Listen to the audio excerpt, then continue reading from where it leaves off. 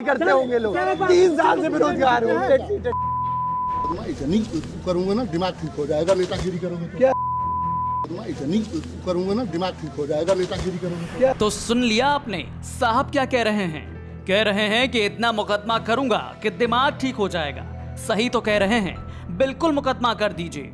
आखिर इनकी हिम्मत कैसे हुई कि खाकी वर्दी वाले के सामने प्रदर्शन करें, वो भी यूपी पुलिस के सामने, जो मुंह से ही बटेर को ढेर कर देती है। अगर प्रोटेस्ट करना ही था तो कोई बड़े मुद्दे पर कर दे। रोजगार को लेकर कौन प्रोटेस्ट करता है? मैं तो कहता हूं कि इस प्रदर्शन के लिए तुरंत इन लोगों के घर पर नोटिस चस्पा कर देना चाहिए, प्रॉपर्टी सीज कर लेना चाहिए। अरे सरकार की जिम्मेदारी थोड़ी ना है रोजगार देना। आप 3 साल से मेहनत कर रहे हैं ना, तो क्या हुआ? अब चलिए आपको बताते हैं कि बस सेकंड भर में दरोगा साहब को क्यों गुस्सा आ गया, क्यों साहब क्षण भर में बदतमीज हो गए और लगे बेरोजगारों को गाली देने। दरअसल उत्तर प्रदेश के छात्र प्राथमिक शिक्षक भर्ती की मांग लगातार कर रहे हैं, जिसको लेकर कई दिनों से लखनऊ के SCERT यानी state council of educational research and training में पूरे उत्तर प्रदेश के इकट्ठा हुए अभ्यर्थी प्राथमिक शिक्षक भर्ती की मांग कर रहे हैं। 13 जुलाई को ये अभ्यर्थी पहुंच गए बेसिक शिक्षा मंत्री सतीश द्विवेदी के आवास पर। वो मंत्री से मुलाकात करना चाहते थे, लेकिन वहां मौजूद पुलिसकर्मियों ने अभ्यर्थियों को हटाना शुरू कर दिया।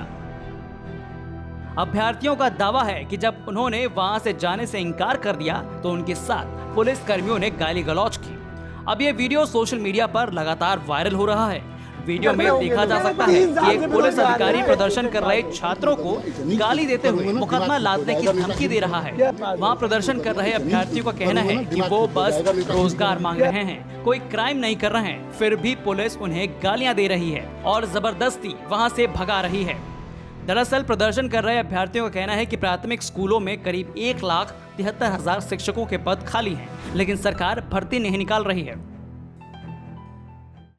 22 जनवरी से हम लोग यहाँ पर निरंतर लगातार धरने पर डटे हुए हैं, लेकिन हमारी मांग कोई भी सुनने के लिए तैयार नहीं है। आदरणीय योगी जी से मेरा इस चैनल के माध्यम से इतना जरूर कहना है कि सर, जब आपकी सरकार आने को होती है तो आपने इतने बड़े बड़े सपने हम लोगों को दिखाए हैं।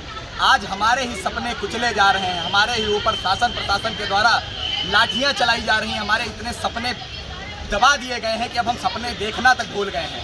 योगी सरकार से हमारी एक इतनी विनम्र रूप से निवेदन है कि अगर आप हम जैसे युवाओं की सुन नहीं सकते, आप हम जैसे योग्य युवाओं की सुनेंगे नहीं, तो एक समय ऐसा आता है कि जब हम जैसा युवा या तो कुछ गलत काम धंधे करने लगता है या फिर अपने शरीर को त्याग करने के लिए अर्थात अपना या तो आत्मदाह करता है या तो फांसी लगाकर अपनी जान दे देता है। ऐसे में हमारी आपसे एक बार फिर से विनम्र निवेदन के साथ विनती है कि हमारी विनती सुने, ताकि हम जैसा युवा जो मानसिक अवसाद से गुजर रहा है उस पर कुछ कमी आए और हम लोग एक ऐसे उसका समाज का निर्माण कर सके शिक्षक बन के। प्राथमिक शिक्षक भर्ती का विज्ञापन सरकार जल्द से जल्द जारी करे। हम लोग यहाँ 22 जून से SCERT पर बैठे हुए हैं। हम लोग बस एक ही मांग है कि सरकार प्राथमिक शिक्षक भर्ती का विज्ञापन जल्द से जल्द जारी करे। अगर ये सरकार विज्ञापन नहीं जारी करती है तो हम लोग आमरण अनशन पे बैठेंगे, क्योंकि आज हम लोग यहाँ जब धरना दे रहे थे, जब शिक्षा मंत्री से बातचीत करने गए तो हमारे साथियों को इस कदर घसीट के पुलिस ने मारा, माँ बहन की गाली दी। ये कहाँ का न्याय है? हम लोगों ने क्या योगी जी को इसीलिए सत्ता में लाया था? हम लोगों ने योगी जी को सत्ता में इसलिए लाया था कि हम लोगों को रोजगार मिले।